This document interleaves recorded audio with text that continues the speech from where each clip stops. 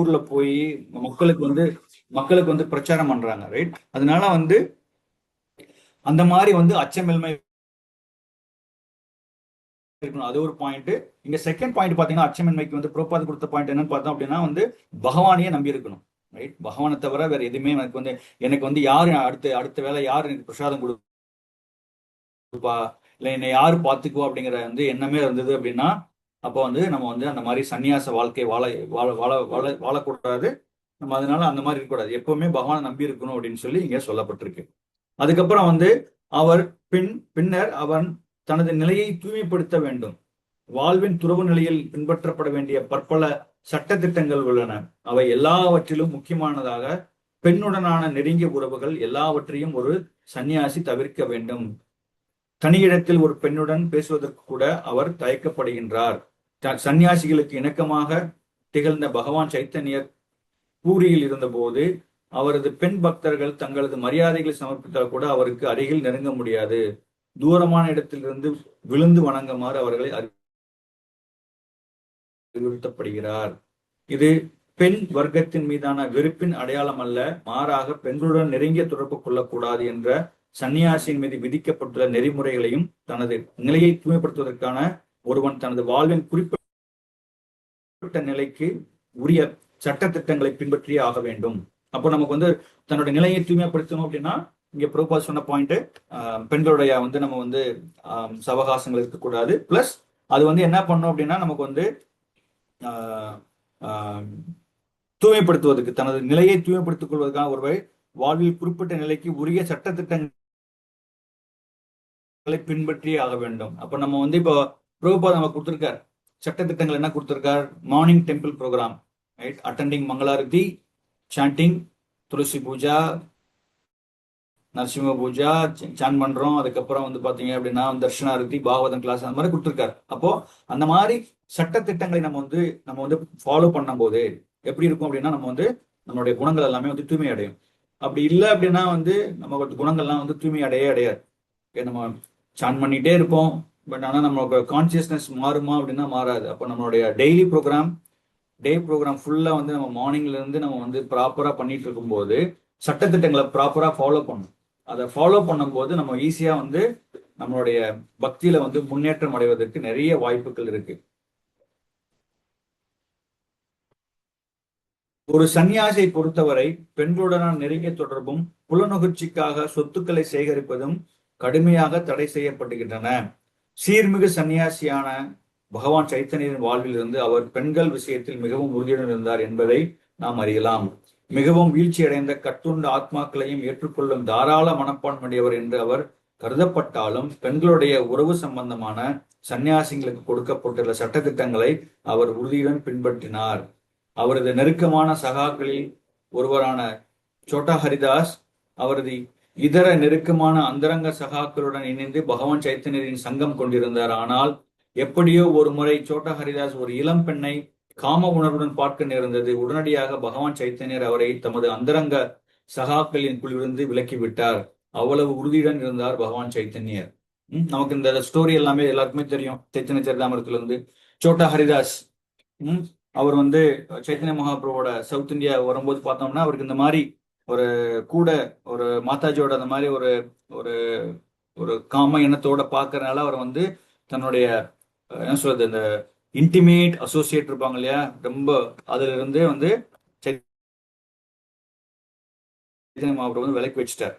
அதெல்லாம் வந்து நமக்கு அதுதான் தூய்மை. நம்ம சொல்றோம் இல்லையா, no intoxication, no meat eating, no gambling, no illegal sex, அதெல்லாமே வந்து தூய்மையில வருது. இந்த 4 pillars ஆஃப் தர்மால பாத்தீங்க அப்படின்னா அந்த காம உணர்வுகள், காம எண்ணங்கள் எல்லாமே வந்து அது தூய்மையில வரும். அதனாலதான் வந்து செகண்ட் பாயிண்ட் கொடுத்திருக்காரு இல்லையா, என்ன கொடுக்க, சத்வம், தன்னோட கான்சியஸ் எப்படி இருக்கணும்னா சத்வம் சம்சுத்தீர், அது வந்து சுத்தமா இருக்கணும். நம்மளோட கான்சியஸ்னஸ் வந்து நமக்கு என்ன சொல்றது, தூய்மையா வச்சுக்கணும் அப்படின்னு சொல்லி சொல்லப்பட்டிருக்கு இதோட பாயிண்ட்ஸ் எல்லாமே. அத்தகைய தவறான ஆசைகளை அனுபவிப்பதற்கு முன்பே அந்த நபர் தற்கொலை செய்து கொள்வது சிறந்தது. ஓகே, இது என்ன சொல்றாரு அப்படின்னா, ஃபர்தரா என்ன சொல்றார், ஜட இயற்கையின் பிணைப்பிலிருந்து விடுபட்டு ஆன்மீக இயல்பிற்கு தன்னை விரித்துக் கொண்டு முழுமுதற் கடலின் திருநாட்டிற்கு திரும்பி செல்ல விருப்பமுடைய எவரும் பௌதீக சொத்துக்களையும் பெண்களையும் புலன்பத்தின் எண்ணங்களுடன் பார்க்கக்கூடாது. அவர்கள் அனுபவிப்பது என்பதல்ல, புலன்ப எண்ணத்துடன் அவர்களை பார்த்தால் கூட மிகவும் கண்டிக்கப்படுகிறது. அத்தகு தவறான ஆசைகள் அனுபவிப்பதற்கு முன்பு அந்த நபர் தற்கொலை செய்து கொள்வது சிறந்தது. இவை எல்லாம் தூய்மைப்படுத்திக் கொள்வதற்கான முறைகளாகும். சோ நம்மளுடைய ஆச்சாரியர்களே பார்த்தோம் அப்படின்னா வந்து நம்ம விருந்தாவன்ல அவர் பேர் என்ன, பேர் உடனே ஞாபகம் வர மாட்டேங்குது. தன்னோட கண்ணை வந்து குத்திக்கு வரே ஃபர்ஸ்ட் வந்து வில்வமங்கல தாக்கூர். வில்வமங்கல் தாக்கூர் வந்து பாத்தீங்க அப்படின்னா அவர் வந்து கிரேட் டிவோட்டி, கரெக்டா? ஆனா வந்து அவருடைய சவகாசங்கள் எப்படி இருந்ததுன்னு நமக்கு தெரியும். பட் அதனால வந்து பாத்தீங்கன்னா அவர் என்ன பண்ணிக்கிட்டார், இப்ப இங்க சொல்றாரு தற்கொலை செய்து கொள்வது சிறந்ததுன்னு சொல்றாரு. அது மாதிரி வந்து தன்னோட கண்கள் இருந்தா தானே வந்து அவங்கள மாதிரி இருக்கு, அவங்கள மாதிரி இருக்குன்னு தோணுது அப்படின்னு சொல்லிட்டு என்ன பண்றாரு, அந்த பெண்மணிகிட்ட இருந்து அந்த ஹேர் பின் வாங்கி என்ன பண்றாரு, தன்னோட கண்ணை வந்து எடுத்துக்கிறார். ஸோ அதனால வந்து இவை எல்லாமே வந்து இந்த நம்மளோட கான்சியஸ்னஸ் எப்படி இருக்கணும், இதெல்லாமே வந்து நமக்கு பக்தியில வந்து ரொம்ப ரொம்ப முக்கியமான விஷயங்கள். ஓகே, நமக்கு வந்து ஃபர்ஸ்ட் சொன்ன மாதிரி நமக்கு வந்து பயமே இருக்கக்கூடாது. அதுக்கு வந்து என்ன மாதிரி அபயம் அப்படின்னா அது ப்ரோப்பா சொன்ன மாதிரி நம்ம ஃபாலோ பண்ணணும். இது செகண்ட் பாயிண்ட் வந்து இதை வந்து நம்ம தூய்மையா வச்சுக்கணும். நம்மளுடைய நிலையை வந்து கான்சியஸ்னஸ் வந்து எப்பவுமே வந்து தூய்மையா வச்சுக்கணும் அப்படின்னு சொல்லிட்டு இங்க இந்த ஸ்லோகம் வந்து நமக்கு ரொம்ப ரொம்ப இம்பார்ட்டன்ட். ஏன்னா இந்த 26 குணங்களுமே நம்ம வளர்த்துக்கிட்டோம் அப்படின்னா ஆன்மீகத்துல நமக்கு வந்து ஓரளவுக்கு முன்னேற்றம் அடைவதற்கு நிறைய வாய்ப்புகள் நமக்கு இருக்கு. அதனால வந்து இந்த ஸ்லோகத்தை வந்து இந்த இந்த டெக்ஸ்டை வந்து நம்ம வந்து டீட்டெயிலா படிக்கலாம்.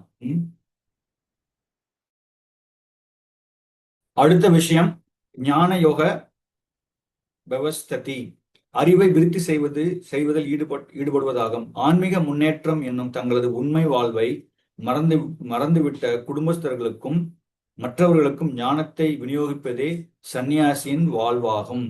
ஒரு சந்நியாசி தனது வாழ்க்கைக்காக வீடு வீடாக சென்று பிச்சை எடுக்க வேண்டும். இருப்பினும் அவர் ஒரு பிச்சைக்காரன் என்று பொருள் அல்ல. தெய்வீகத்தில் நிலை பெற்றுள்ள ஒருவனது குணங்களில் பணிவும் ஒன்றாகும். அத்தகு தாழ்வான அடக்கத்துடன் சந்நியாசி வீடு வீடாக செல்கிறார். உண்மையில் பிச்சை எடுக்கும் நோக்கத்துடன் அல்ல, மாறாக குடும்ப வாழ்வில் உள்ளவர்களை கண்டு அவர்களை கிருஷ்ண உணர்வுக்கு எழுப்புவதற்காகவே. சன்னியாசியை வந்து என்ன பண்றாங்க அப்படின்னா நமக்கெல்லாம் கிரகஸ்தருக்கோ இல்லை வந்து எல்லாருக்குமே வந்து நமக்கு என்ன பண்றாங்கன்னா they are giving the knowledge. நமக்கு வந்து அவங்க வந்து சொல்லித்தராங்க நமக்கு. அவர் உண்மையான முன்னேற்றம் பெற்ற நபராகவும் தனது ஆன்மீக குருவால் கட்டளை இடப்பட்டவராகவும் இருந்தால் கிருஷ்ண உணர்வினின் நியாயத்துடன் முழு அறிவுடன் அவர் பிரச்சாரம் செய்ய வேண்டும். அவர் அவ்வளவு முன்னேற்றம் அடைந்தவராக இல்லாவிடில் சந்நியாச வாழ்வை ஏற்றிருக்க கூடாது. இருப்பினும் போதிய ஞானமின்றி ஒருவர் சன்னியாசி வாழ்வை ஏற்றிருந்தாலும் கூட அங்கீகரிக்கப்பட்ட ஆன்மீக குருவிடமிருந்து கேட்பதில் தன்னை முழுமையாக ஈடுபடுத்திக் கொள்வதன் மூலம் அவர் ஞானத்தை வளர்க்க முடியும்.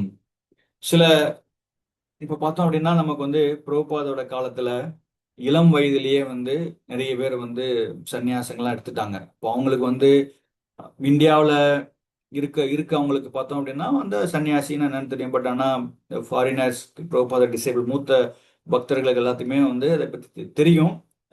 பிரபுபாத் கண்டிப்பா எல்லா விஷயத்தையும் சொல்லி கொடுத்துருக்காரு. பட் இருந்தாலும் வந்து அவங்களுக்கு வந்து பார்த்தோம் அப்படின்னா சில போதிய ஞானம் இல்லாட்டி கூட அவங்க என்ன பண்ணுவாங்கன்னா பிரபுபாத கிட்ட வந்து ஃபுல்லா வந்து எல்லா விஷயத்தையும் கத்துக்கிட்டாங்க. ஓகே, அதே மாதிரி நம்ம ஒரு ஆன்மீக குருவை வந்து நம்ம வந்து அவங்க என்ன பண்ணணும் அப்படின்னா நம்ம வந்து அவங்ககிட்ட கேட்டுட்டு அந்த ப்ராப்பரான எல்லா விஷயத்தையும் நம்ம வந்து ஃபாலோ பண்ணணும் அப்படிங்கிறது இங்க சொல்லப்பட்டிருக்கு. அப்படி பண்ணும்போது அந்த அந்த ஞானத்தை நம்ம வந்து வளர்க்க முடியும். அது வந்து எத்தனாவது பாயிண்ட் இது, ஆன்மீக ஞானத்தை விருத்தி செய்தல், 3வது பாயிண்ட் இல்லையா? அதை வந்து விருத்தி செய்யறதுக்காக இது வந்து நல்லா இருக்கும் அப்படின்னு சொல்லப்பட்டிருக்கு. அதுக்கப்புறம் வந்து ஒரு சன்னியாசி துறவு நிலையில் இருப்பவர் அல்லது ஒரு சன்னியாசி அச்சமின்மை, சத்வ சம்திருஷ்டி, தூய்மை மற்றும் ஞான யோகத்தின் அறிவு வளர்ப்பது நிலை பெற்றிருக்க வேண்டும் அப்படிங்கிறது பார்த்தோம். அடுத்த விஷயம் தானம். தானம் என்பது குடும்ப வாழ்வினருக்கானது. ஏன்னா கிரகஸ்தர்கள் தான் வந்து பிரம்மச்சாரியையும் சன்னியாசியும் மெயின்டைன் பண்றாங்க. கரெக்டா? கேக்குதா? நான் பேசுறது கேக்குதா உங்களுக்கு? எஸ் பிரபு, கேக்குது பிரபு. கேக்குதுங்க பிரபு, கேக்குது. ஓகே. யா. அடுத்த விஷயம் தானம். தானம் என்பது குடும்ப வாழ்வினருக்கானது. இவர்கள் நேர்மையான வழியில் தங்களது வாழ்க்கைக்கான வருமானத்தை சம்பாதித்து அதன் பாதி பங்கினை உலகெங்கும் கிருஷ்ண உணர்வை பிரச்சாரம் செய்வதற்காக செலவிட வேண்டும். இப்பணியில் ஈடுபட்டிருக்கும் இயக்கங்களுக்கு இல்லறத்தோர் தானம் அளிக்க வேண்டும். தானம் சரியான நபர்களுக்கு கொடுக்கப்பட வேண்டும். தானத்தின் பல வகை உண்டு. சத்வ, ரஜ மற்றும் தமோ குணத்தில் செயல்படுவை. இது வந்து ஃபர்தரா அடுத்த சாப்டர்ல பார்ப்போம். இது ஃபர்தர் ஸ்லோகத்துல இது பின்னர் விளக்கப்படும். சத்துவகுணத்தின் தானம் சாஸ்திரங்களில் பரிந்துரைக்கப்பட்டுள்ளது. ஆனால் ரஜோகுணத்திலும் தமோ குணத்திலும் செய்யப்படும் தானங்கள் பரிந்துரைக்கப்படவில்லை. ஏனெனில் அவை வெறும் பணம் விரயமே. கிருஷ்ண உணர்வினை உலகெங்கும் பிரச்சாரம் செய்வதற்காக மட்டுமே தானம் கொடுக்கப்பட வேண்டும். அத்தகு தானம் சத்துவ குணத்தை சார்ந்தது. சும்மா என்ன பண்ணணும்னா அந்த கிருஷ்ண பக்திய எல்லா இடத்துக்கும் கொண்டு போறதுக்கு, கிருஷ்ண கான்சியஸ்க்கு நம்ம எந்த அளவுக்கு பிரபுபாதுக்கும் தன்னோட குரு மகாராஜுக்கும் என்டையர் குரு பரம்பரைக்கு நம்ம வந்து என்ன பண்ணணும்னா கிருஷ்ண பக்தியை வந்து மேலும் மேலும் பிரச்சாரம் பண்றதுக்கு, இப்போ இந்த சாண்ட் பண்றதுக்கு சாண்டிங் பீடு வாங்கி தரதோ, இல்லை வந்து சாஸ்திர தானங்கள் பண்றதோ, எது இந்த மாதிரி எந்த விஷயங்கள் நம்ம கிருஷ்ண பக்தியை வந்து மற்றவங்களை எடுத்து போறதுக்காக என்ன மாதிரி எல்லாம் டிவோட்டிஸ் எல்லாம் வந்து பண்ணிட்டு இருக்காங்களோ அவங்களுக்கு அசிஸ்ட் பண்றது, இல்ல நம்ம அந்த சேவை எடுத்து பண்ணணும் அப்படின்னா அதுதான் வந்து நமக்கு வந்து தானம். இதுதான் உண்மையான தானம் அப்படின்னு சொல்லி இங்க பிரபா சொல்றாரு. அதுக்கப்புறம் வந்து தம சுய கட்டுப்பாடு என்பதை பொறுத்தவரை இது தர்மத்தின்படி வாழும் அனைவருக்கும் உரியது. இருப்பினும் குறிப்பாக கிரகஸ்தர்களுக்கானதாகும். கிரகஸ்தனுக்கு மனைவி இருக்கும் போதிலும் அவன் தனது புலன்களை காம வாழ்வில் தேவையின்றி உபயோகிக்க கூடாது. இல்லறத்தாருக்கும் காம வாழ்வில் கட்டுப்பாடுகள் உள்ளன. குழந்தையை பெற்றுக்கொள்வதற்கு மட்டுமே அவர்கள் அதில் ஈடுபட வேண்டும். அவனுக்கு குழந்தைகள் தேவையில்லை என்றால் அவன் மனைவியுடன் காம வாழ்வை அனுபவிக்க கூடாது.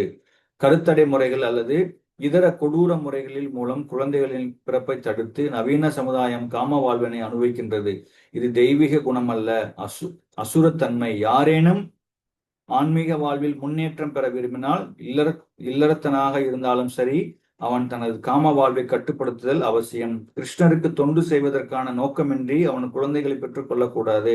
ஒருவனால் கிருஷ்ண உணர்வில் வளரப்போகும் குழந்தையை பெற்றுக்கொள்ள முடிந்தால் அவன் நூற்றுக்கணக்கான குழந்தைகளை பெறலாம். ஆனால் அது தகுதியின்றி வெறும் புலன்பத்தில் ஈடுபடக்கூடாது. அதுதான் வந்து ஸ்ரீமத் பாகவதத்துல சொல்லப்பட்டிருக்கு. இந்த மாதிரி வந்து don't become father, don't become mother.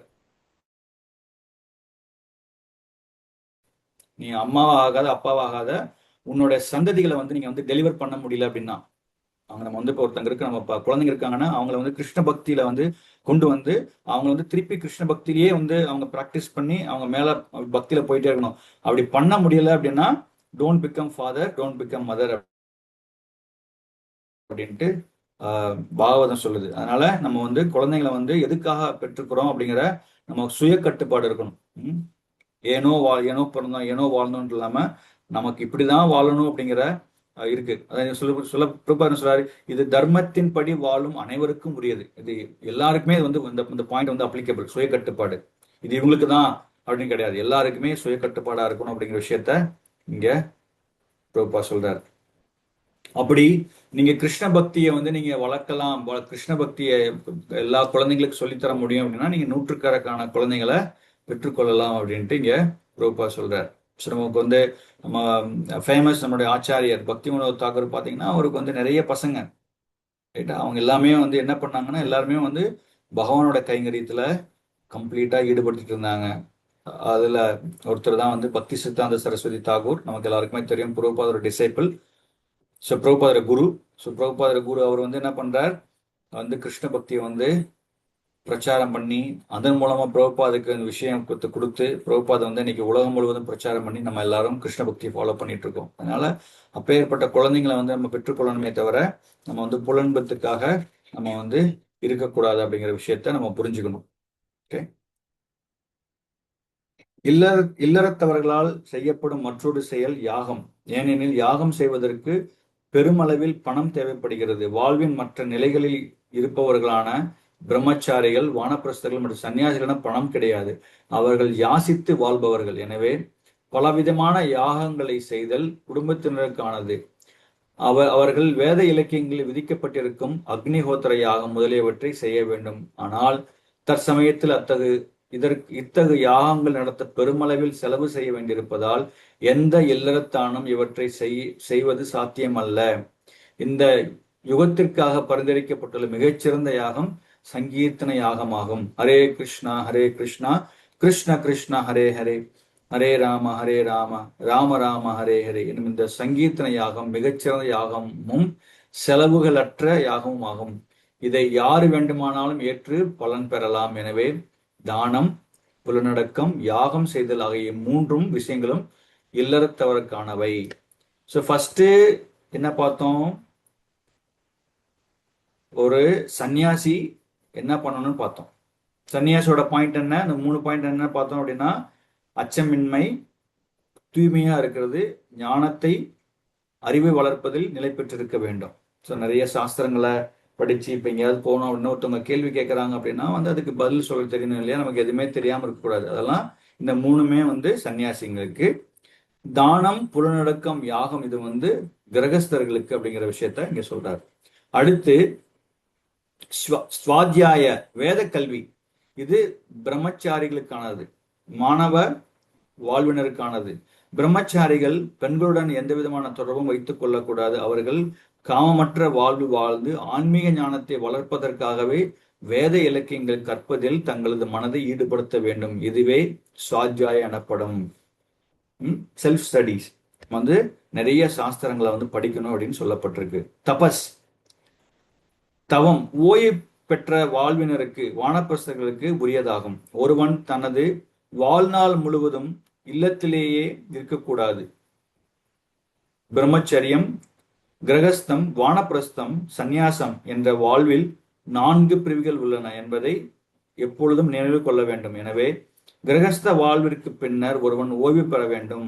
ஒருவன் 100 வருடங்கள் வாழ்வதற்காக இருந்தால் 25 வருடங்களை மாணவ வாழ்விலும், 25 வருடங்களை குடும்ப வாழ்விலும், 25 வருடங்களை ஓய்வு பெற்ற வாழ்விலும், மீதம் 25 வருடங்கள் துறவு வாழ்விலும் கழிக்க வேண்டும். இவையே வேத தர்மத்தின் ஒழுங்கு நெறிமுறைகள் ஆகும். குடும்ப வாழ்விலிருந்து ஓய்வு பெற்ற மனிதன் உடல், மனம் மற்றும் நாக்கின் தவங்களை புரிய வேண்டும். இதுவே தபஸ். வர்ணாசிரம தர்மத்தின் மூலம் வர்ணாசிரம தர்மத்தின் சமூகம் முழுவதும் தவம் புரிவதற்கானது. தவம், தபஸ்ய இல்லாவிடில் எந்த மனிதனும் முக்தி அடைய முடியாது. வாழ்வில் தவத்திற்கான எந்த அவசியம் இல்லை. ஒருவன் கற்பனை செய்து கொண்டே சென்றால் எல்லாம் நன்றாகிவிடும் என்றும் கொள்கை வேத இலக்கியத்திலோ பகவத்கீதையிலோ பரிந்துரைக்கப்படவில்லை. பெருமளவில் சீடர்கள் சேர்க்க முயலும் போலி ஆன்மீகவாதிகள் இத்தகைய கொள்கைகளை உற்பத்தி செய்கின்றனர். சட்ட திட்டங்களும் நெறிமுறைகளும் இருந்தால் மக்கள் கவரப்பட மாட்டார்கள். எனவே படம் காட்டுவதற்காக மதத்தின் பெயரில் சீடர்களை பெற விரும்பும் நபர்கள் தங்களது சீடர்களின் வாழ்க்கையிலும் சரி, தங்களது வாழ்க்கையிலும் சரி எத்தகைய சட்டத்திட்டங்களை விதிப்பதில்லை. அதனால் அத்தகு முறைகள் வேதங்களில் அனுமதிக்கப்படுவதில்லை. சோ ஸ்ரீமத் பாகவதத்துல ஃபர்ஸ்ட் கேண்டர்ல ஐ திங்க் 14 தான் நினைக்கிறேன், 14-15 பாண்டவர்ஸ் எல்லாம் ரிட்டையர்ட் ஆகிறத பத்தி அதுல கிருஷ்ணர்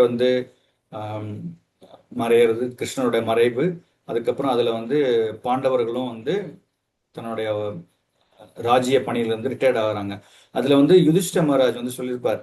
ஐ திங்க் 39வது ஸ்லோகம் நினைக்கிறேன், 39-38 ஸ்லோகம் கரெக்டா ஞாபகம் இல்ல. அதுல என்ன சொல்லியிருக்குன்னா, தன்னுடைய இந்த விஷயங்கள்லாம் கிருஷ்ணர் டிசப்பியர் ஆயிட்டாரு, இந்த உலகத்தை விட்டு போயிட்டாரு அப்படின்னு தெரிஞ்ச உடனே, தன்னுடைய லீலைகளை முடிச்சுட்டாருன்னு சொன்ன உடனே அவரும் என்ன பண்றாருன்னா, தன்னுடைய என்னெல்லாம் நான் செஞ்சனோ அந்த காரியத்தை எல்லாமே மற்றவங்களுக்கு தரார். பரீட்சித் மகாராஜுக்கு அவரை கிங்கா எஸ்டாப்ளிஷ் பண்றார். அதே மாதிரி விரஜா அப்படின்னா அந்த தன்னுடைய பேரன், கிருஷ்ணனுடைய பேரனை மதுராவிலையும், இங்க பரீட்சித் மகாராஜா அந்த ராஜ்யத்துல அவங்களை விட்டுட்டு தன்னுடைய கடமையை வந்து அதுல இருந்து வெளில வர்றார். அதுல வந்து பிரபுபாத் மென்ஷன் பண்ணியிருப்பார். இப்போ வந்து அப்போ அவர் வந்து ஒரு ஒரு பக்தர், அவர் ஒரு நமக்கு வந்து ஒரு எக்ஸாம்பிளா இருக்கார். அவர் என்ன பண்றார், வயசானதுக்கு அப்புறம் இளைய தலைமுறையினருக்காக வழிவிட்டு அவங்க வந்து அடுத்த ஜெனரேஷன் வந்து அவங்க வந்து ரூல் பண்ணட்டும் அப்படிங்கிறதுக்காக வந்து தன்னோட விட்டுட்டு அவர் என்ன very very critical. Prabhupad mention பண்ணியிருக்காங்க அந்த பர்பட்ல, the last 20 years of life வந்து ரொம்ப ரொம்ப கிரிட்டிக்கல். அப்போ என்ன பண்ணணும்னா கம்ப்ளீட்டா நம்மளுக்கு வந்து டிவோஷனல் சர்வீஸ் வந்து நம்ம ஸ்ட்ராங்கா எந்த அளவுக்கு ப்ராக்டிஸ் பண்ண முடியுமோ அந்த அளவுக்கு ப்ராக்டிஸ் பண்ணணும் அப்படின்னு சொல்லி பிரபுபாத் கொடுத்துருக்காரு. ஸோ அதனால வந்து நம்ம என்ன பண்ணணும் அப்படின்னா வந்து லாஸ்ட் அந்த 50 வயசுக்கு அப்புறம் வானப்பிரஸ்தம் அந்த சன்னியாஸ் அந்த வாழ்க்கையில நம்ம வந்து எப்பவுமே வந்து டெடிகேட்டடா வந்து பகவான் சேவையில இருந்துகிட்டு எப்பவுமே பகவானுக்கு ஏதாவது சேவை பண்ணிட்டே இருந்தோம் அப்படின்னா நம்மளுடைய ஃபோக்கஸ் வந்து அதுலயே இருக்கும். எந்த விதமான எங்கேயுமே வந்து டிஸ்ட்ராக்ஷன் இல்லாம இருக்கும். அதனால வந்து இங்க வந்து கொடுக்கப்பட்டது பார்த்தோம் அப்படின்னா வந்து நமக்கு வந்து தபஸ் தவங்கள் வந்து நம்ம பண்ணணும். அதை வந்து சாக்ரிஃபைஸ் பண்ணி எதுலையுமே இன்ட்ரெஸ்ட் இல்லாம பகவான் பற்றி சிந்தனையிலே இருக்கணும் அப்படின்னு சொல்லி இங்க கொடுக்கப்பட்டிருக்கு.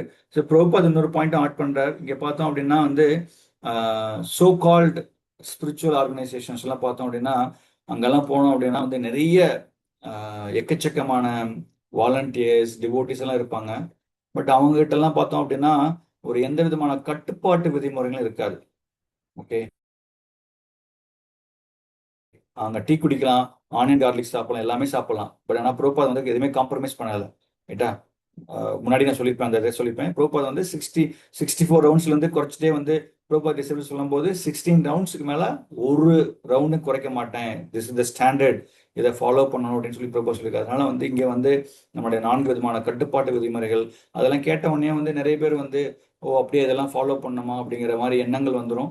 பட் ஆனால் மற்ற ஆன்மீக ஆர்கனைசேஷன்லாம் பார்த்தோம் அப்படின்னா வந்து எந்த விதமான கட்டுப்பாட்டு விதிமுறைகளும் கிடையாது. நீங்க வந்து அதை ப்ராக்டிஸ் பண்ணா போதும், நீ என்ன எப்படி வேணா இருந்துக்கோ. ரைட்டா? நீ வந்து நான்வெஜ் சாப்பிட்டுக்கலாம், என்ன மாதிரி வேணா இருந்துக்கலாம், அந்த மாதிரி இருக்கு. இப்போ அதெல்லாமே வந்து பிரபுபாத் என்ன சொல்றாரு அப்படின்னா அத்தகு அத்தகு முறைகள் வேதங்களில் அனுமதிக்கப்படவில்லை அப்படின்ட்டு இங்க வந்து பிரபுபாத் சொல்றாரு. அடுத்த பாயிண்ட் வந்து எளிமை. என்ன, பிராமண குடும்பத்தை பொறுத்தவரை இது ஒரு குறிப்பிட்ட ஆசிரமத்தை சேர்ந்ததற்காக அன்றி பிரம்மச்சரியம், கிரகஸ்தம், வானப்பிரஸ்தம், சந்நியாசம் ஆசிரமங்களில் வாழும் அனைவருக்கும் உரித்ததாகும்.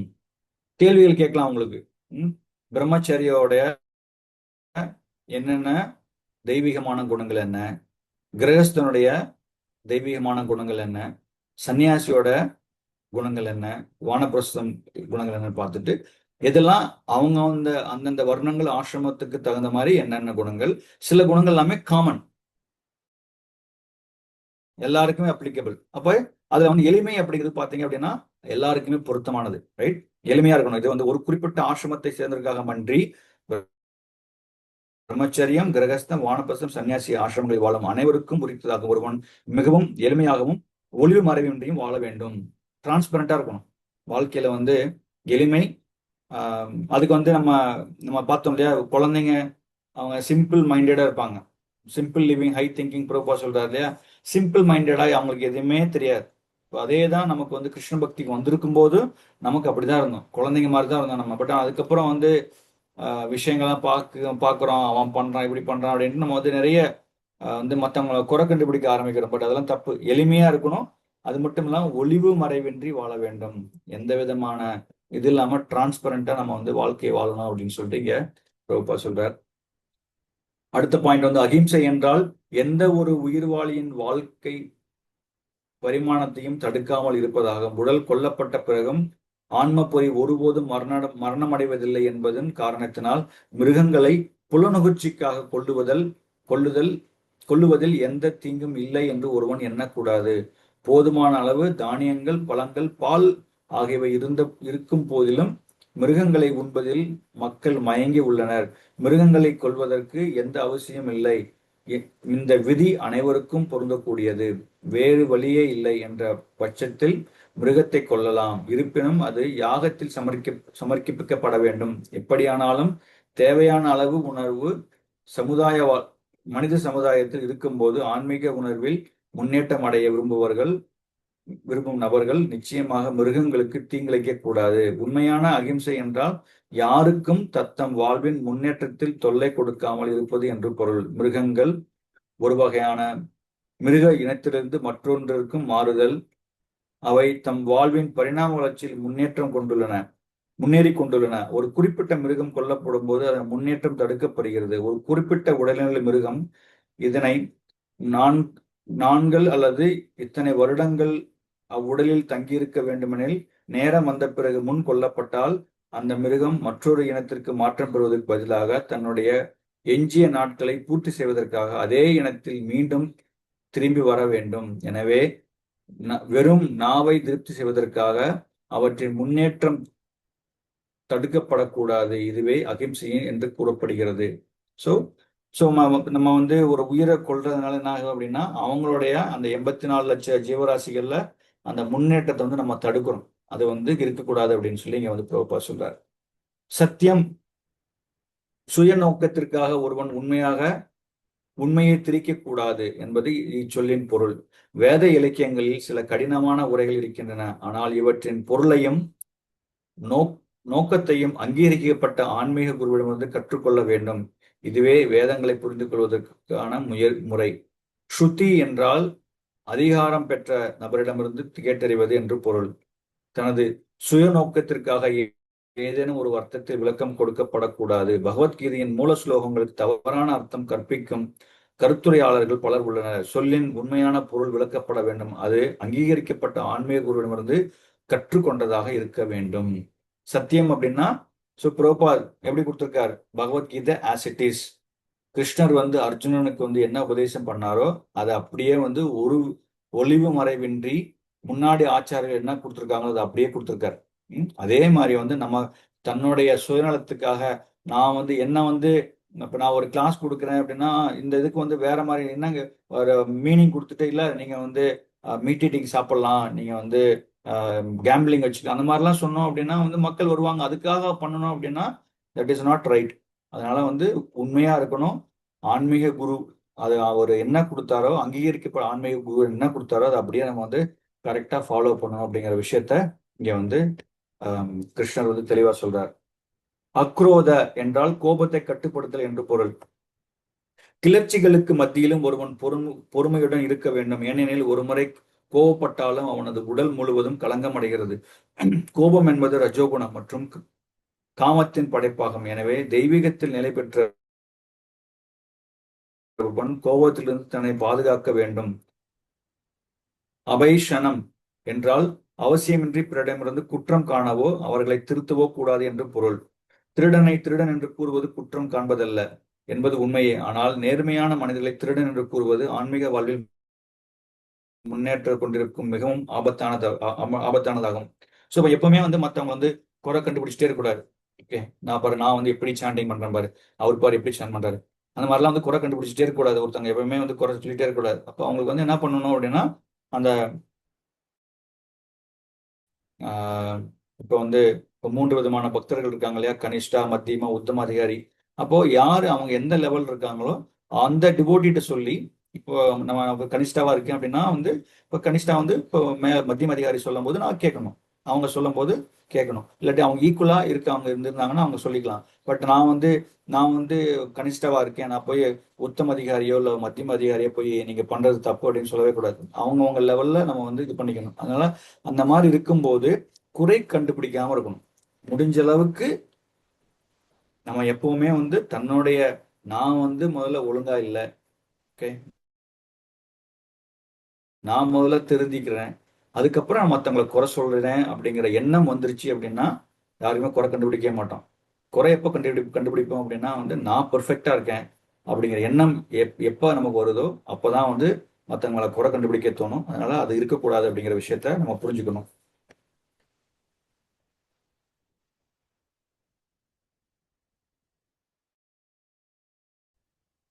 அதுக்கப்புறம் வந்து ஹரி என்றால் ஒருவன் மிகுந்த நாணத்துடன் இருக்க வேண்டும் என்றும் மோசமான செயல்களை செய்யக்கூடாது என்றும் பொருள். அசாபலம் மன உறுதி என்றால் ஒருவன் தனது முயற்சியில் கிளர்ச்சி அடையவோ விரக்தி அடையவோ கூடாது என்று பொருள். சில முயற்சிகள் தோல்வி இருக்கலாம், ஆனால் அதற்காக அவன் வருத்தப்படக்கூடாது, பொறுமையுடனும் உறுதியுடன் முன்னேற்றம் காண வேண்டும். ஸோ நம்ம ஒரு ப்ரோக்ராம் பண்றோம், அதுக்கு வந்து நிறைய அப்டக்கல்ஸ்லாம் வரும், ரைட்டா? அது அப்படி பண்ணக்கூடாது, இப்படி பண்ணக்கூடாதுன்னு சொல்லி சில நேரத்தில் நமக்கு தோல்விகள் சந்திக்கலாம். பட் ஆனால் புரோபாதை திருப்தி பண்ணுவதற்காகவோ இல்லை தன்னுடைய ஆன்மீக குரு திருப்திப்படுத்துவதற்காகவோ நம்ம என்ன பண்ணணும் அப்படின்னா, அது விடாமுயற்சியை நம்ம வந்து அதை வந்து எப்படியாவது நல்லபடியா, அதாவது நல்ல எண்ணத்துக்காக அதை நான் பண்ணுவதனால எனக்கு பேர் புகழ் கிடைக்கணும் அப்படின்னு பண்ணினேன் அப்படின்னா அது நல்லது கிடையாது. நான் அந்த ப்ரோக்ராம் பண்ணுவதன் மூலமாக எத்தனையோ ஆத்மாக்களுக்கு வந்து நான் வந்து கிருஷ்ண பக்தி கொடுக்க முடியும் அப்படிங்கிற விஷயத்தினால அந்த மாதிரி ஏதாவது சின்ன சின்ன விஷயங்கள் இருந்தா கூட நம்ம வந்து அதை வந்து நம்ம வந்து அதை வந்து பண்ணணும். பொறுமையுடன் உறுதியுடன் முன்னேற்றம் காண வேண்டும் அப்படின்னு சொல்லி இங்க பிரபுபா சொல்றார். அதுக்கப்புறம் வந்து தேஜஸ் என்னும் சொல் சத்திரியர்களுக்கானதாகும். அவர்கள் எப்பொழுதும் மிகவும் பலசாலியாக பலவீனமானவர்களுக்கு பாதுகாப்பு கொடுக்க கூடியவராக இருக்க வேண்டும். அகிம்சைவாதிகளாக தங்களை காட்டிக்கொள்ளக்கூடாது. ஹிம்சை தேவைப்பட்டால் அவர்கள் அதனை வெளிப்படுத்த வேண்டும். இருப்பினும் தனது எதிரிகளை கட்டுப்படுத்தும் திறன் வாய்ந்தவன் குறிப்பிட்ட சூழ்நிலையில் கீழ் மன்னிப்பு வழங்கலாம். சிறிய குற்றங்கள் அவன் மன்னிக்கலாம். சௌச்சம் என்றால் தூய்மை என்று பொருள். மனதிலும் உடலிலும் மட்டுமின்றி தனது நடத்திலும் ஒருவன் தூய்மையாக இருக்க வேண்டும். இது முக்கியமாக வியாபாரிகளுக்கானது. அவர்கள் கருப்பு சந்தையில் ஈடுபடக்கூடாது. ஸோ வியாபாரிகள் என்ன பண்ணுவாங்க அப்படின்னா வந்து தன்னோட மனசுலையும் உடல்லையும் மட்டுமின்றி தனது நடத்தையிலையும் ஒருவன் தூய்மையா இருக்கணும். இப்போ வியாபாரிகள்லாம் பிஸ்னஸ் மேன்கள் என்ன பண்ணுவாங்க அப்படின்னா வந்து பொய் சொல்லிதானே வந்து நிறைய விதமான விஷயங்கள்லாம் பண்றாங்க. அந்த மாதிரிலாம் இருக்கக்கூடாது அப்படின்ட்டு இங்க வந்து சொல்றார். அதுக்கப்புறம் வந்து நாதி மானிதா, மரியாதை எதிர்பார்க்காமல் இருத்தல். இது வேத நெறிகளின்படி 4 வர்ணங்களில் தாழ்ந்த பிரிவாக கருதப்படும் தொழிலாளி வகுப்பினரான சூத்திரர்களுக்கு ஏற்றது.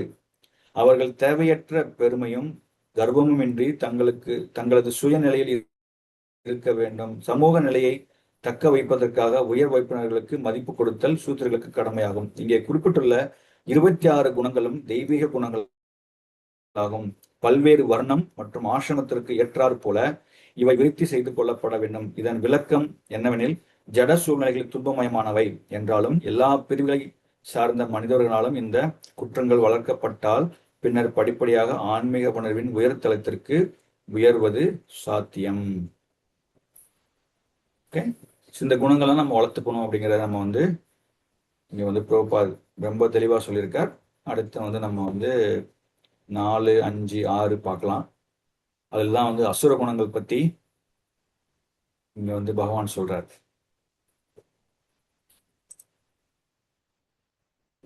தினகரன் பிரபு, நேற்று நீங்க வரல இல்லையா? நீங்க அந்த ஸ்லோகம் எடுத்துங்க பிரபு, 4வது ஸ்லோகம்.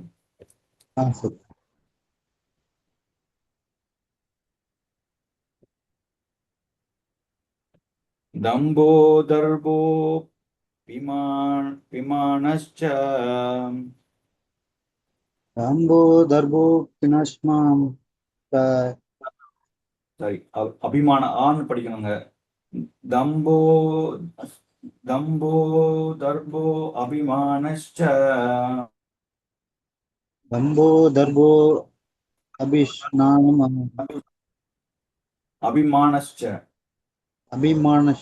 அபிமானश्च क्रोध बारुष्यम् एव च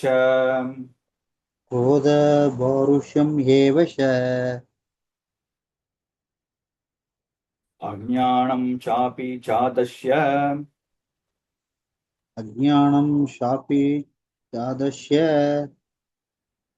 पार्थ सम्पदम् आसुरीम्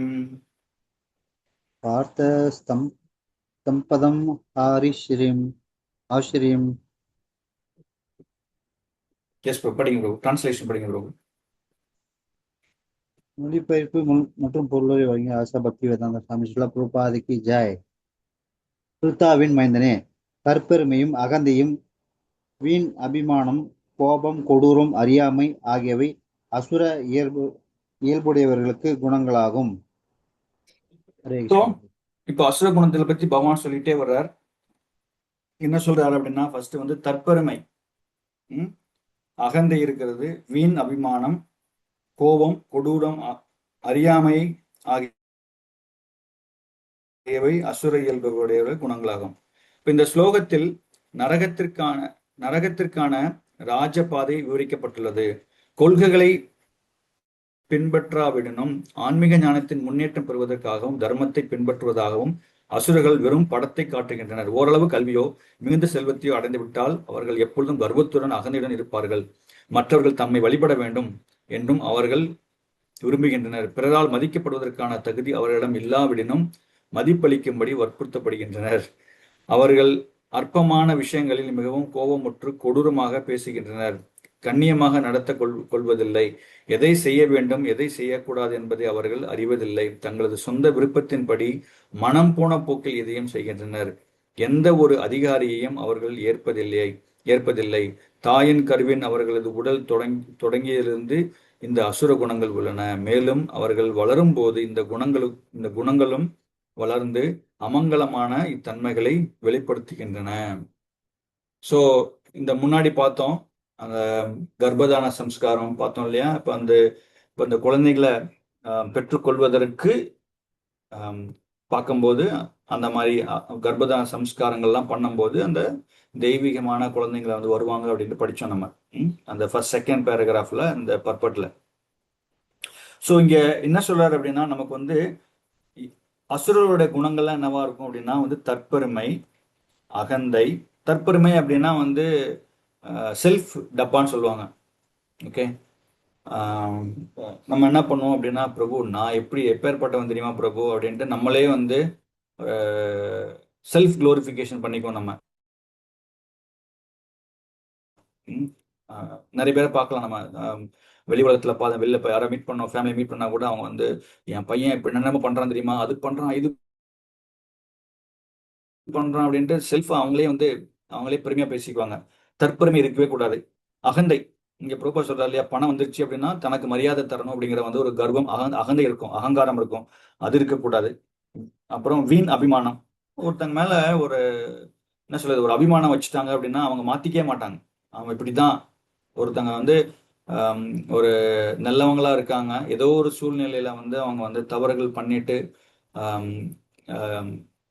போயிட்டாங்கன்னா அட்லீஸ்ட் அவங்க வந்து அதை திருந்தி இல்லை நான் வந்து தப்பு பண்ணினேன் அப்படின்ட்டு அவங்க ரியலைஸ் பண்ணி யாரு ஒருத்தவங்க வந்து அக்செப்ட் பண்ணிட்டாங்களோ, நான் பண்ணது தப்பு தான், அது அக்செப்ட் பண்ணிட்டு அதை ரியலைஸ் பண்ணதுக்கு அப்புறம் பார்த்தீங்கன்னா அவங்களுக்கு வந்து ஒரு ஆப்பர்ச்சுனிட்டி தரணும். நம்ம வந்து அவங்கள வந்து திருப்பி என்ன பண்ணக்கூடாது, அவங்கள வந்து வீண் அபிமானம், அவங்க வந்து அப்படித்தான் ஒரு முத்திரை குத்துறது, ஆமாங்க அப்படிதான் சுமதுர் ஷாமா இப்படிதான் இந்த இந்த இப்படிதான் இருப்பார் அப்படிங்கறத வந்து ஒரு முத்திரை குத்துறது, அந்த மாதிரி இருக்கக்கூடாது. கோபம் வரவே கூடாது. கொடூரமான செயல்கள் செய்யக்கூடாது. அப்புறம் வந்து அறியாமை ஆகியவை அசுர இயல்புகள்னு சொல்லி இங்க வந்து சொல்றாரு. அப்போ 26 குணங்கள் வந்து நல்ல குணங்கள், 6 குணங்கள் வந்து அசுர குணங்கள் அப்படிங்கிற விஷயத்த இங்க நம்ம வந்து பார்க்கிறோம். அடுத்து 5வது ஸ்லோகம். முகுந்த பிரேமராஜா பிரபு, நேத்து வராதவங்க, நேத்து படிக்காதவங்கள நான் கூப்பிடுறேன், அவங்க படிங்க. ஓகே.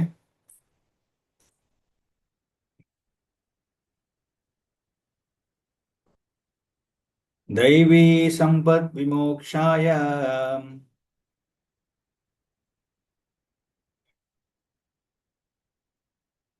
हरे कृष्णा प्रभु.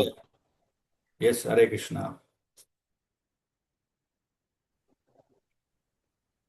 நான் 5வது ஸ்லோகம் பிரபு. ஆமா பிரபு. நிபந்தா ஆசூரி.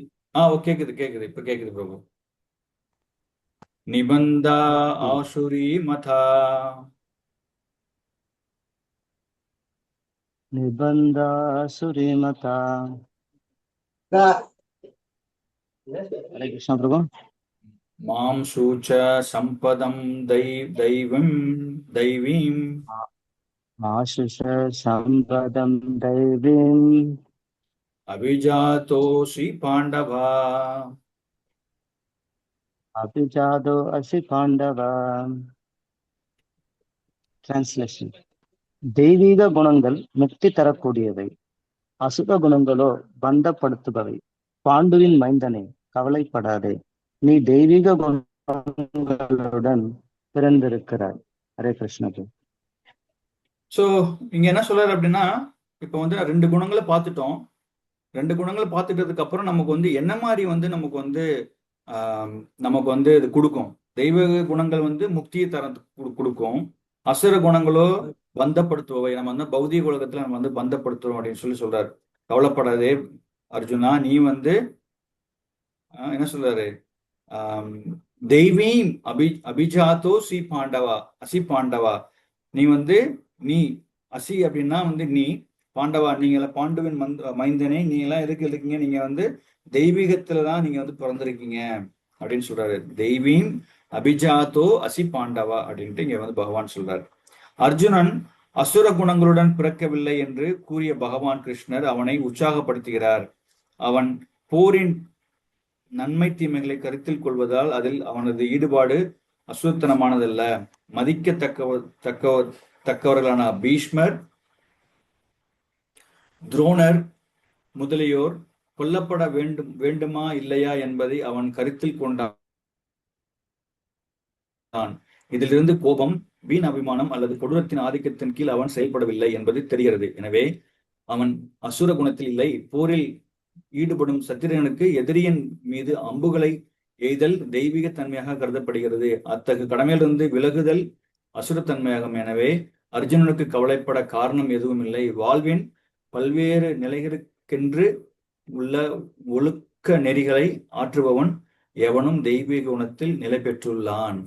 அப்ப வந்து இங்க வந்து அர்ஜுனன் பத்தி சொல்றார். அர்ஜுனன் வந்து தன்னை வந்து அவர் வந்து சண்டை போட மாட்டேன்னு சொன்னது வந்து அதை வந்து நம்ம வந்து தப்பா எடுத்துக்க முடியாது. ஏன்னா அது வந்து கொல்லப்பட வேண்டுமா, தன்னுடைய குருநாதர், தன்னுடைய தாத்தா அவங்களெல்லாம் கொல்லப்படணுமா அப்படிங்கிறதுல இருந்து அவர் வந்து கேட்டாரே தவிர, நான் வந்து சண்டை போட மாட்டேன்னு சொன்னாரே தவிர, பட் ஆனா அதுக்கு வந்து அவருக்கு வந்து ஒரு கோபமோ இல்ல வீண் அபிமானமோ எதுவுமே கிடையாது அப்படின்னு சொல்லி இங்க வந்து பிரபுபா சொல்றார். அதனால வந்து நம்ம அந்த ஒழுக்க நெறிகளை ஆற்றுபவன் எவனும் தெய்வீக குணத்தில் நிலை பெற்றுள்ளான். நம்ம எப்பவுமே நம்ம வந்து ஒழுக்கமான நெறிமுறைகளை ஃபாலோ பண்ணிட்டு இருந்தோம் அப்படின்னா நம்ம இப்ப வந்து அந்த தெய்வீக குணத்துல நிலை பெற்றுள்ளான் அப்படிங்கிறத நம்ம வந்து தெரிஞ்சுக்கலாம். ஓகே, அடுத்து வந்து 6வது ஸ்லோகம். சதானந்தினி மாதாஜி, நேற்று நீங்க வரல இல்லையா? ஹரே கிருஷ்ண பிரபு. 6வது ஸ்லோகம்.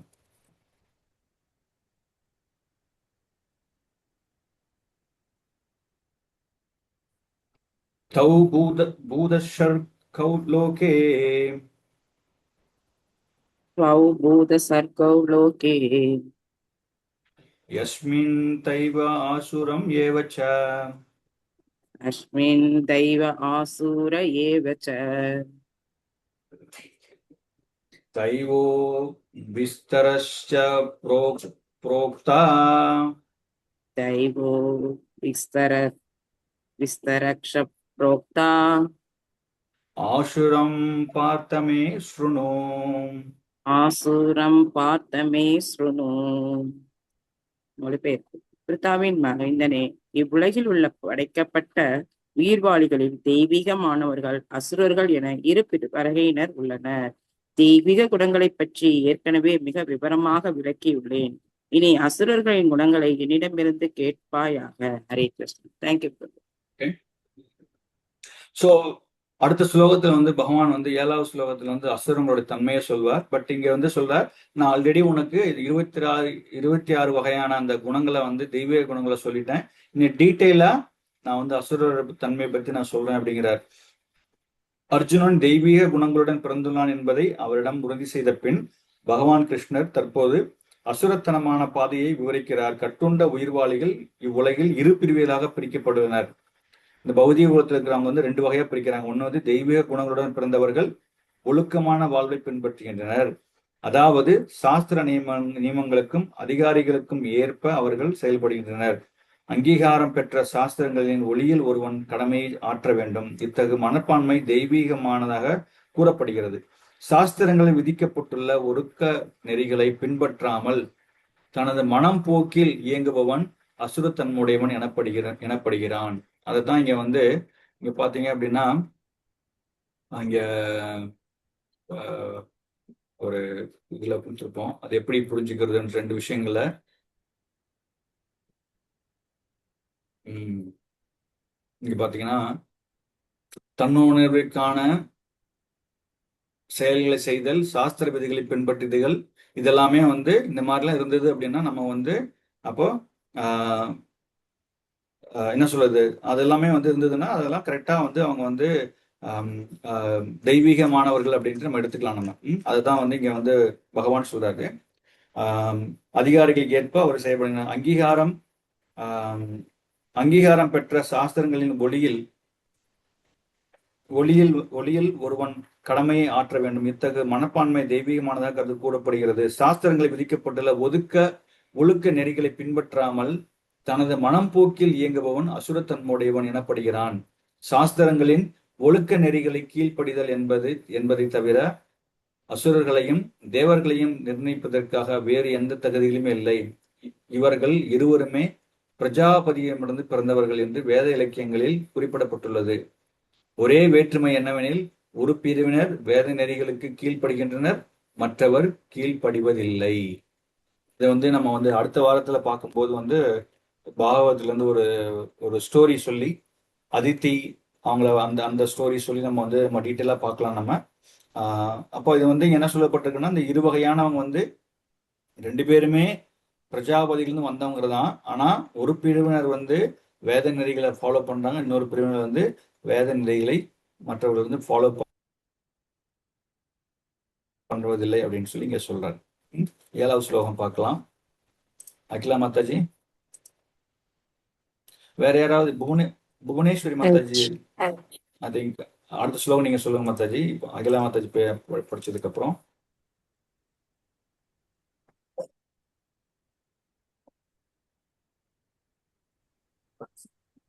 பிரவృత్తిం చ నివృత్తిం చ నివృత్తిం చ జనానా విదురాసురా నా శౌచం నాపి సాచరో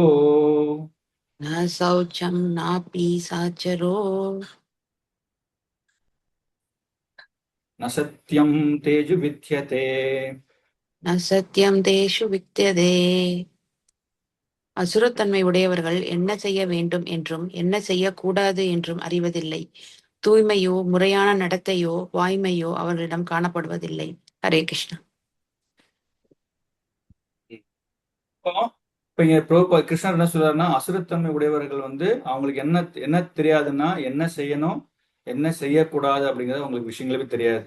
ஏன்னா ஞானம் இருந்தா தானே, ஞானம் சாஸ்திர ஞானம் இருக்கு. சாஸ்திரத்தை பின்பற்றி ஒரு ஆன்மீக குரு கிட்ட அணுகி நம்ம வந்து விஷயத்த கற்றுக்கும் போது நம்ம வந்து ப்ராப்பரா பண்ணுவோம். நம்ம எதுவுமே இல்லை இல்லையா, அப்படிங்கும்போது என்ன பண்ணுவோம், என்ன கிடைக்கும் அப்படின்னா நமக்கு வந்து அதை பத்தி தெரியவே தெரியாது. அதுக்கப்புறம் தூய்மையோ முறையான நடத்தையோ வாய்மையோ அவர்களில் காணப்படுவதில்லை. நாகரிகமுடைய ஒவ்வொரு மனித சமூகத்திலும் குறிப்பிட்ட சட்டத்திட்டங்கள் தொன்று தொட்டு பின்பற்றப்பட்டு வருகின்றன. அதிலும் குறிப்பாக வேத நாகரிகத்தை பின்பற்றுபவர்கள் நாகரிகமான மக்களில் மிகவும் முன்னேறியவர்களாக அறியப்படுபவர்களுமான ஆசிரியர்களின் மத்தியில் சாஸ்திர விதிகளை பின்பற்றாதவர்கள் அசுரர்களாக கருதப்படுகின்றனர். எனவே அசுரர்கள் சாஸ்திர விதிகளில் அறியாதவர்கள் என்றும் அவ்விதியை பின்பற்றுவதற்கான நாட்டமும் இல்லாதவர்கள் என்றும் இங்கே குறிப்பிடப்பட்டுள்ளது. சோ 2 விஷயம். இப்ப நான் வந்து அந்த சாஸ்திரத்தை நான் வந்து எனக்கு அந்த என்ன கொடுக்கப்பட்டிருக்குன்னே தெரியாது. அது மட்டும் இல்லாம அந்த விதிகளை ஃபாலோ பண்றதுக்கு எனக்கு நாட்டமே கிடையாது. இப்போ நீங்க வந்து ஒரு ஊருக்கு போறோம், அந்த ஊர்ல என்ன ரூல்ஸ் அண்ட் ரெகுலேஷன் இருக்கோ அதை வந்து நம்ம ஃபாலோ பண்ணணும். கரெக்டா? அப்போ நம்ம என்ன பண்ணணும் அப்படின்னா, அந்த ஊர்ல அப்ப அந்த நம்ம வந்து வாழணும் அப்படின்னா, இப்போ அமெரிக்காலாம் போனோம் அப்படின்னா, ஸோ உங்களுக்கு வந்து டிராஃபிக் ரூல்ஸ்லாம் வந்து தெளிவா இருக்கு. ஓகே, இப்படிதான் நீங்க வந்து போகணும், லெஃப்ட்ல போகணும், நீங்க ரைட்ல போகணும், இப்படிதான் நீங்க கார் பார்க்கிங்லாம் பண்ணணும் அப்படிங்கிற நிறைய விதிமுறைகள்லாம் இருக்கு. நீங்க ஓவர் ஸ்பீடிங் எல்லாம் போனீங்கன்னா அவங்க டிக்கெட் கொடுத்துருவாங்க. டிக்கெட்னா வந்து ஃபைன் போட்டுருவாங்க. இப்போ அதே மாதிரி அப்போ நான் வந்து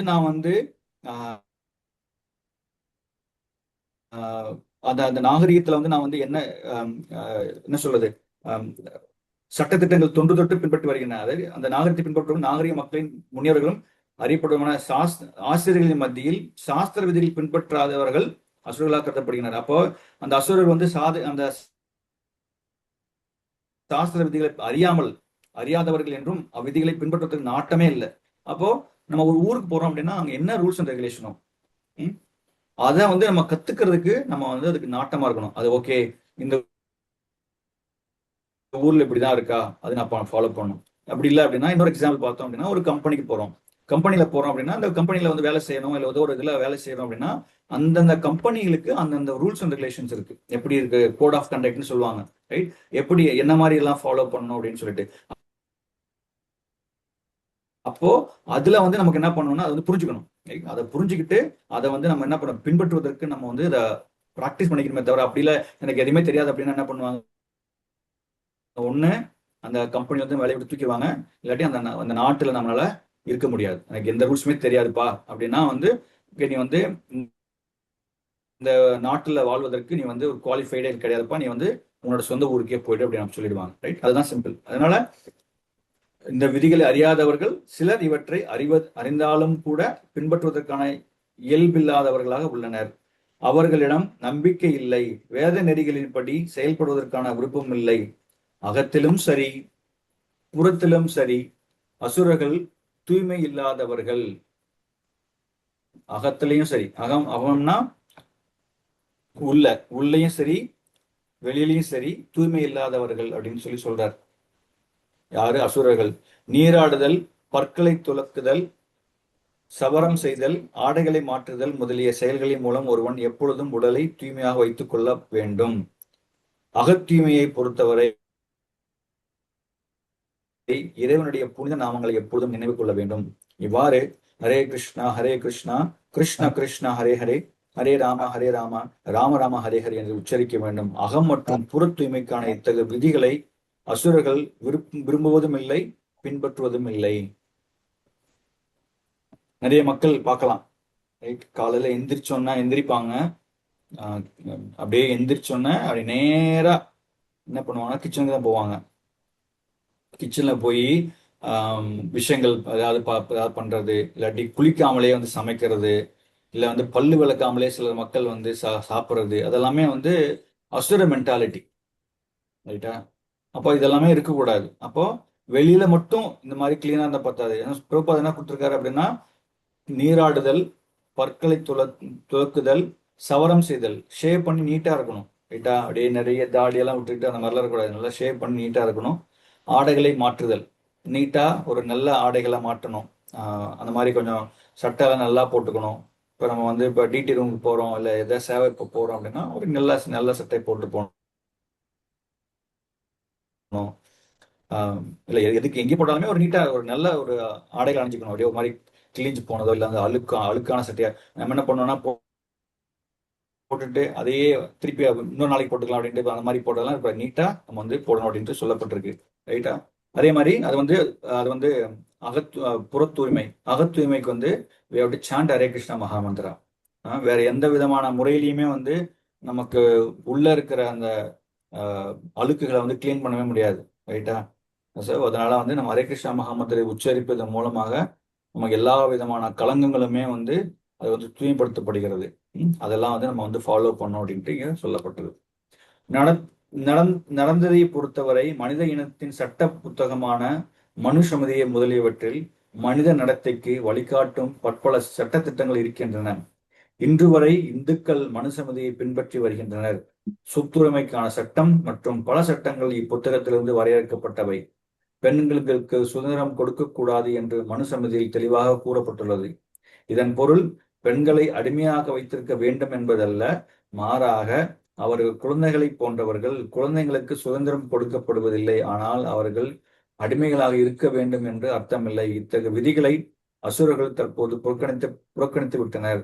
ஆண்களுக்கு சமமான பெண்களுக்கும் சுதந்திரம் கொடுக்கப்பட வேண்டும் என்று அவர்கள் எண்ணுகின்றனர். இருப்பினும் உலகத்தின் சமூக நிலையை இது ஒன்றும் விருத்தி செய்து விடவில்லை. உண்மையில் வாழ்வின் ஒவ்வொரு நிலையிலும் பெண் பாதுகாக்கப்பட வேண்டியவள்.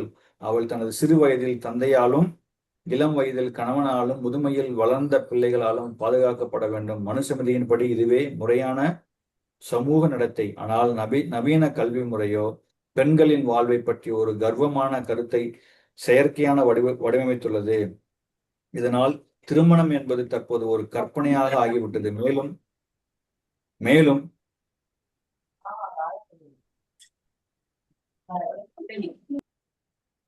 மேலும் சிறந்த சாதுக்களின் அனுபவத்தையும் அவர்களால் வகுக்கப்பட்ட சட்டத்திட்டங்களையும் அசுரர்கள் பின்பற்றாத காரணத்தினால் அவர்கள் சமூக நிலை மிகவும் துன்பமயமாக உள்ளது. அப்போ நம்ம வந்து இந்த மாதிரி எல்லாம் குணத்துல இருந்தோம் அப்படின்னா என்ன ஆகும் அப்படின்னா நம்மளால துன்பமயமா தான் இருப்போம். நம்ம வந்து சந்தோஷமாவே இருக்கவே முடியாது. சந்தோஷமா இருக்கணும் அப்படின்னா என்ன பண்ணணும்னா we have to follow அந்த ப்ராப்பரான அந்த ரூல்ஸ் அண்ட் ரெகுலேஷன் நம்ம வந்து ஃபாலோ பண்ணணும் அப்படின்ட்டு சட்டத்திட்டங்களை வந்து நம்ம வந்து தெளிவா வந்து ஃபாலோ பண்ணணும். அதுதான் இங்க கொடுக்கப்பட்டிருக்குது. அடுத்து வந்து 8வது ஸ்லோகம் பார்க்கலாம். யாரு? புவனேஸ்வரி மாதாஜி. ஹரே கிருஷ்ண பாபுஜி. ஹரே கிருஷ்ணா. 8வது ஸ்லோகம் மாதாஜி.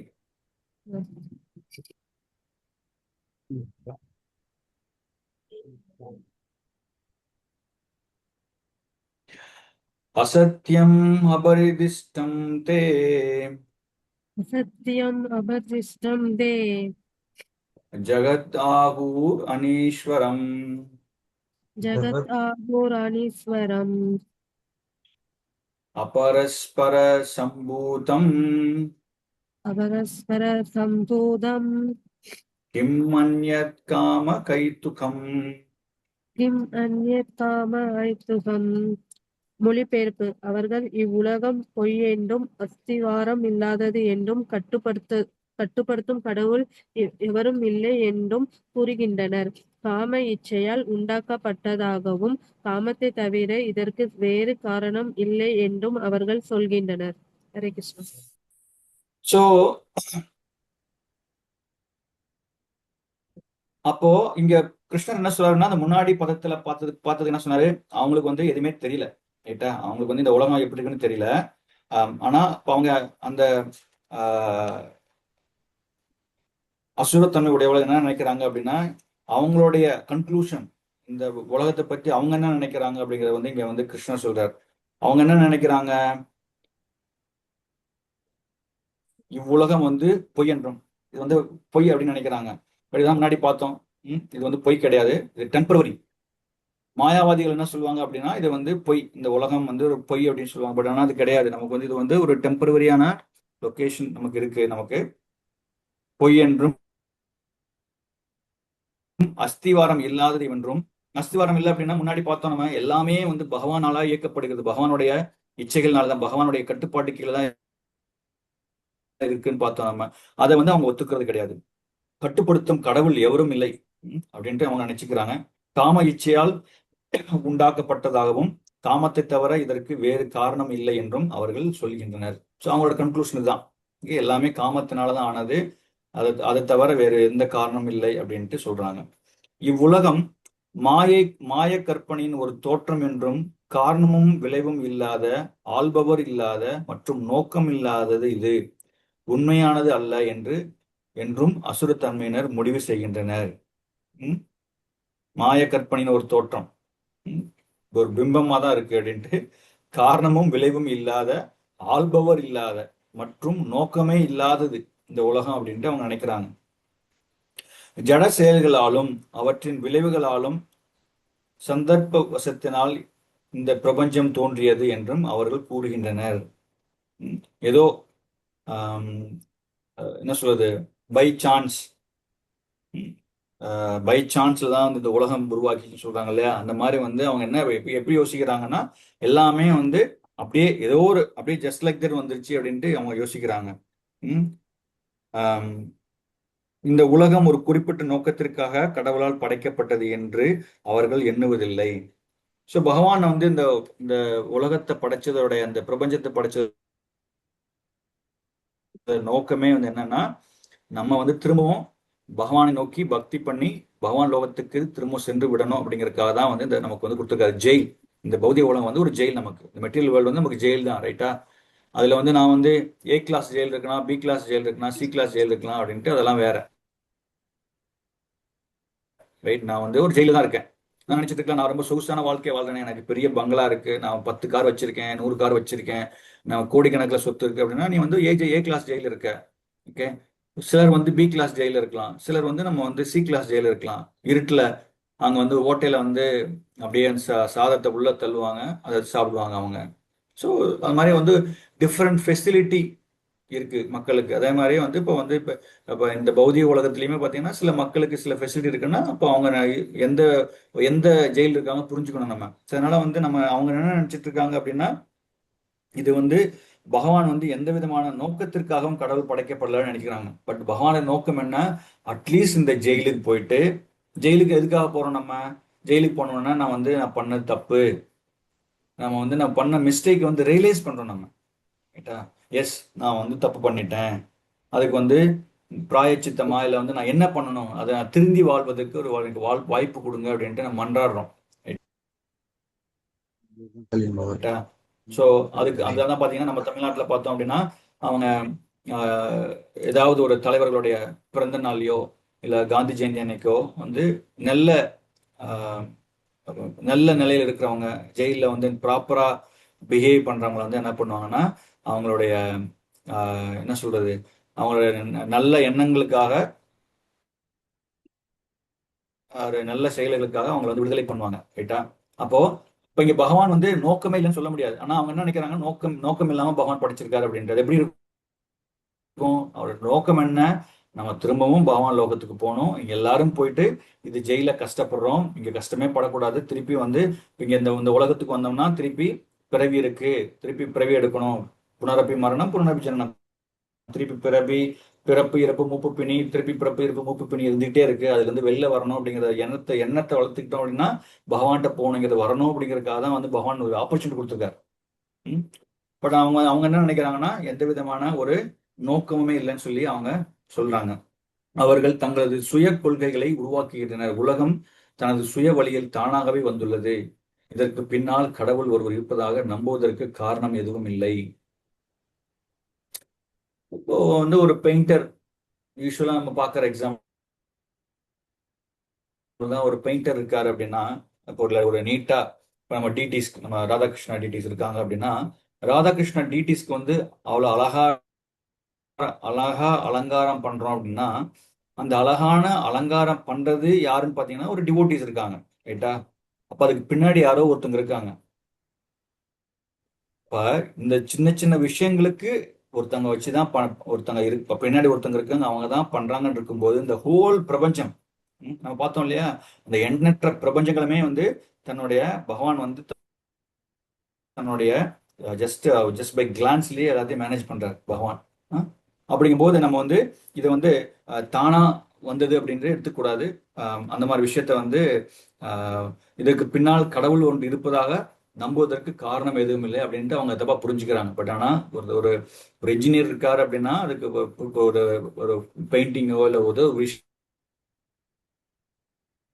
இருக்கு அப்படின்னா அதுக்கு பின்னாடி ஒருத்தர் இருக்காரு. அப்ப அதனால இந்த ஹோல் பிரபஞ்சத்துக்கு இன்ஜினியர் யாரு அப்படின்னா கிருஷ்ணர் தான் இருக்காரு பின்னாடி இருந்து அவர் இயக்குறாரு. ஜஸ்ட் பை கிளான்ஸ்ல வந்து எல்லாமே இயங்குது, அதை வந்து அவங்க வந்து புரிஞ்சுக்கிறது இல்லை.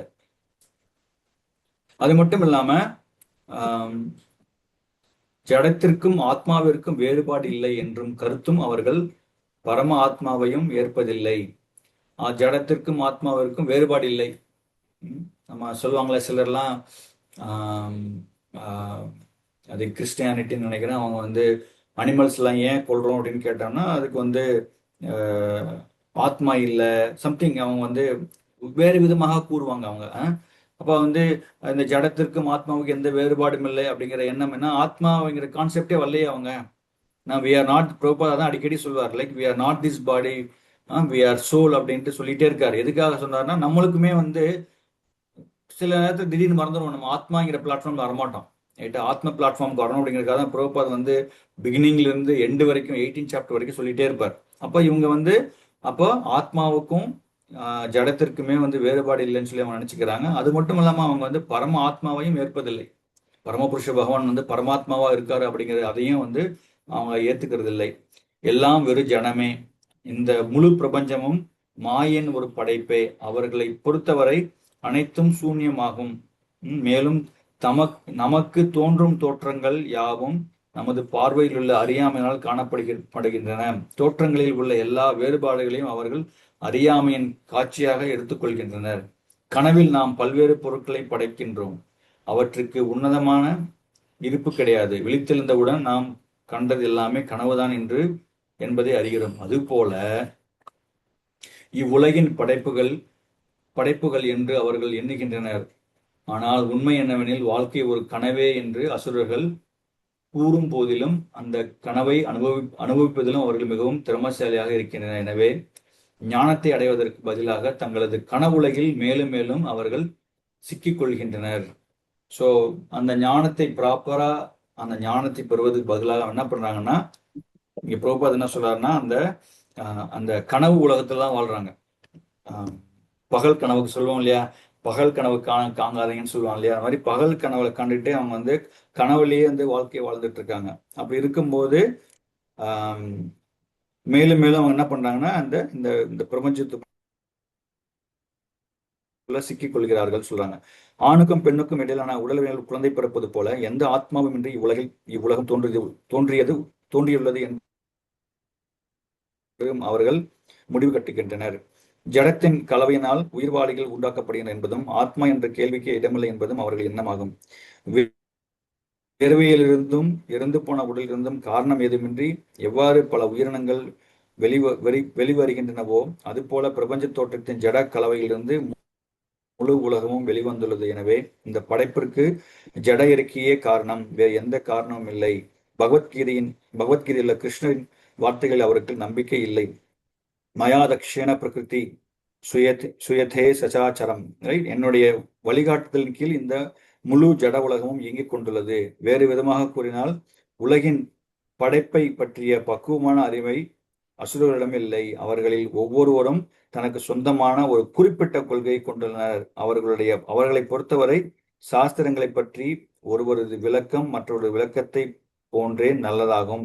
ஏனெனில் சாஸ்திர வாக்குகளை முறையாக புரிந்து கொள்ள முடியும் என்பது அவர்கள் நம்புவதில்லை. ஸோ அவங்க என்ன தோணுதோ, அவங்களோட மைண்ட்ல என்ன தோணுதோ அதைத்தான் அவங்க ஃபாலோ பண்றாங்களே தவிர இதெல்லாமே எது மேல நம்பிக்கை இல்லை. பகவான் மேல நம்பிக்கை இல்லை.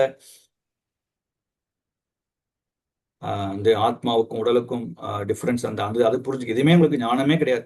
நான் என்ன நினைக்கிறேனோ அதான் பண்ணணும். சில நேரம் பார்ப்போம், நம்ம